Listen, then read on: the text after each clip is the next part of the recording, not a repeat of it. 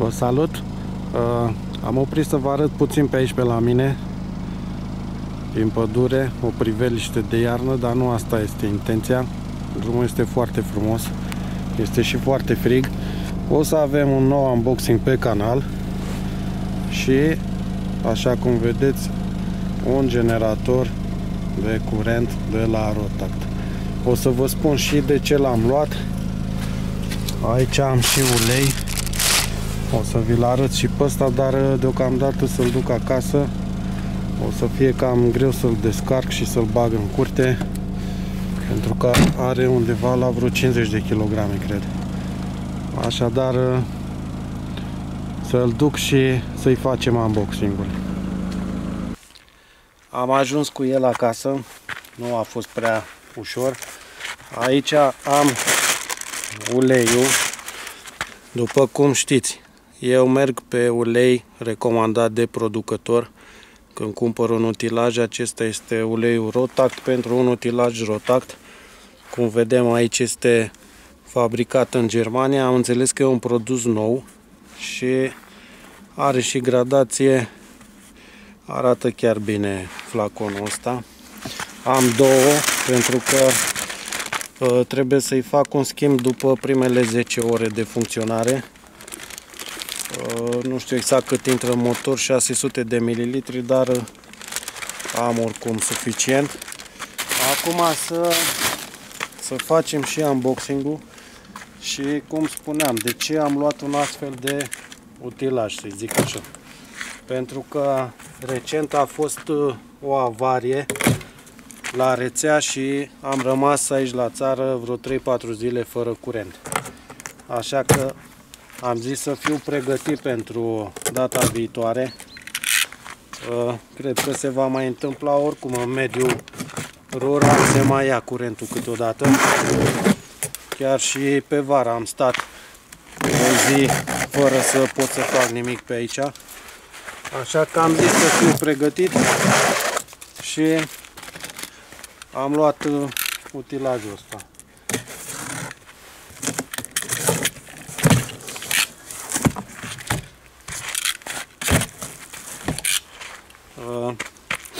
Destul de interesant. Văd că are aici un...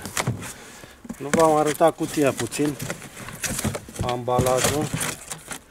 Deci ăsta este Rotact și modelul este acesta, 3800S E3800.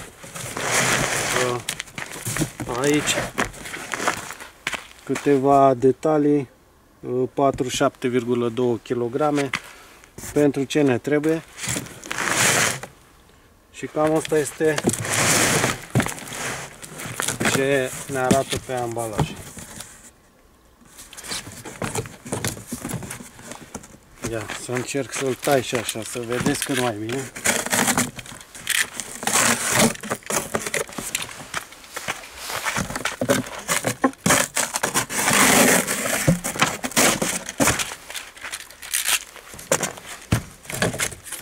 Are și placajul ăsta, destul de interesant pentru transport. Și cam asta este generatorul.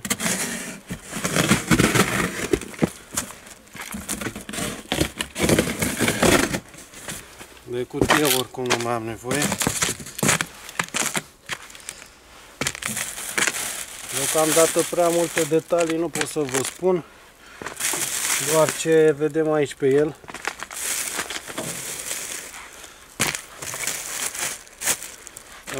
În prima fază arată foarte, foarte bine. Deci este vopsit foarte bine, un roșu foarte frumos. Și acum să vedem și pe aici. Deci ar fi 2800 de W, putere, ieșire, intervenție 3100. Nu prea îmi dau eu seama exact ce înseamnă asta. De fapt 2,8 kW și 3,1, dar putere, intervenție nu știu exact. Aici prizele, văd că avem și un voltmetru, ceva digital. Butonul de pornit, oprit.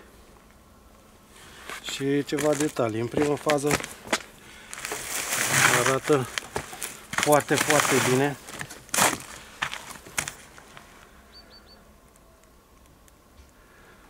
De aici îl pornim. M-aș fi așteptat aici să fi scris Rotax sau nu știu exact. Știu că are un motor de 7 cai, dacă nu mă înșel.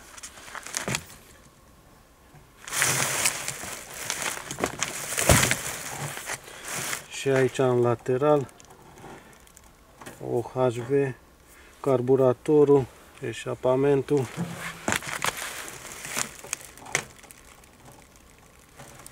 Văd că merge asta, cred că trebuie să-l dezlipesc eu aici.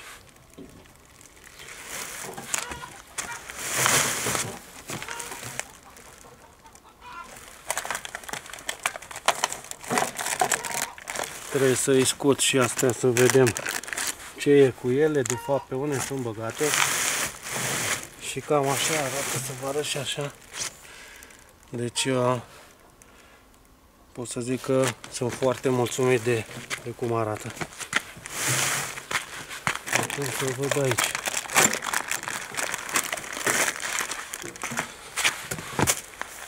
Are și de-astea pentru condens. Nu mai văd nimic care să fie ceva lipit pe aici. Tampoanele.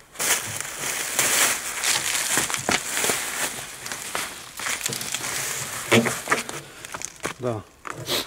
Prima impresie foarte, foarte bună. Să vedem ce conține și punga asta. Un manual. Ceva.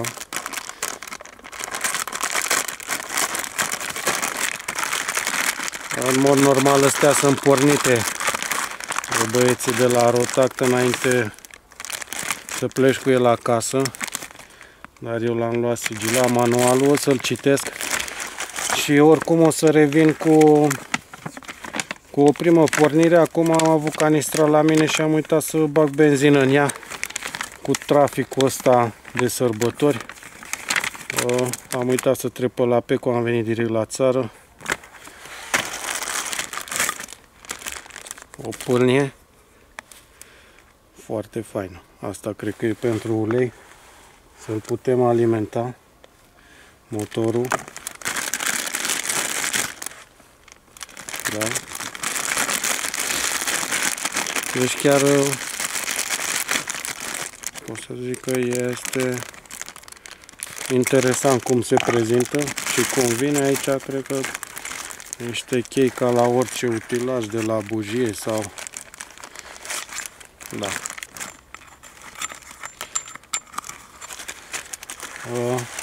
Interesantă și asta, chiar foarte utilă. Deci ăsta este produsul. Foarte mulțumit sunt. Și o să-l vedem în curând și prima pornire. O să încerc probabil mâine să revin sau poimâine cu acest clip. Să pun și ceva la el. O unealtă de asta electrică să vedem cum funcționează. Cât de cât așa o prima impresie. Ăsta nu știu ce e aici, dacă e un vizor, să vedem cât e rezervor, habar nu am. Ne arată ceva aici, da?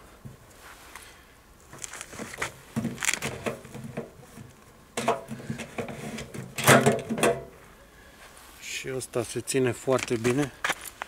O garnitură foarte groasă. Da, materiale chiar de calitate. Îmi place, are și o sită.